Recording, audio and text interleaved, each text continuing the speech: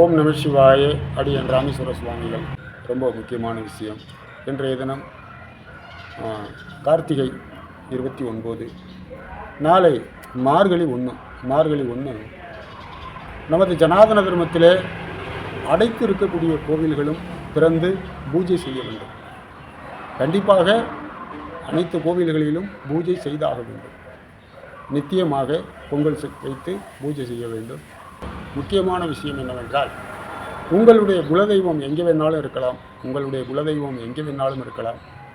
உங்களால் முடிந்தவரை ஒரு நாள் சென்று அந்த குலதெய்வம் கோயிலில் பூஜை செய்து பொங்கல் வச்சு பூஜை செய்யுங்க, பிரார்த்தனை செய்யுங்க. இந்த 30 நாளில் ஒரு நாள், அல்லது போக இயலவில்லை என்றால் அந்த அந்த கோவிலில் பூஜை செய்யக்கூடிய அவர்களை தொடர்பு கொண்டு ஒரு நாள் நீங்கள் அந்த பூஜைக்கான செலவுகளை அனுப்பி உங்களுடைய பெயராலே ஒரு நாள் கண்டிப்பாக பூஜை செய்ய வேண்டும். இது அடியனுடைய வேண்டுகோள். காரணம் என்னவென்றால், நமது ஒவ்வொருவருடைய வாழ்வாதாரம் சிறப்படைய முன்னோர்களுடைய ஆசீர்வாதம் தேவை. அடுத்ததாக குலதெய்வத்தினுடைய ஆசீர்வாதம் தேவை. அதுக்கு 3வது இடத்துல தான் 33 கோடி தேவர்களும் இருக்கின்றார்கள். வேறு எந்த கோவிலில் நாம் சென்று அன்னதானம் செய்து திருப்பணிகள் செய்து அங்கே மற்ற இதெல்லாம் செய்தாலும் அதைவிட குறைவான நல்ல புண்ணியம் கிடைக்கும்.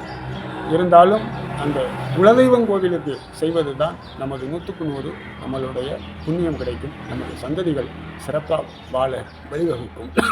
தாங்கள் ஒவ்வொருவரும் தங்களது குலதெய்வத்தை இந்த 30 நாளில் ஒரு நாள் கண்டிப்பாக வணங்க வேண்டும். மார்கழி மாதங்களிலே சிறந்தது மிக மார்கழியாகும்.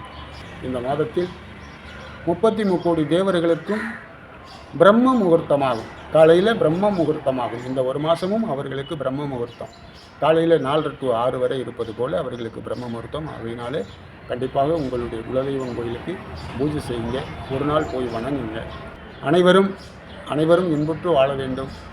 அனைவரும் சிறப்பாக உங்கள் குடும்பத்தில் எல்லாரும் இருக்கும். நோய்நொடி இல்லாமல் தனதானியம் பெருகி மிக சிறப்புடன் ஆனந்தமாக வாழ வேண்டும் என்று பிரார்த்தனை செய்கிறேன். ஓம் நம சிவாய.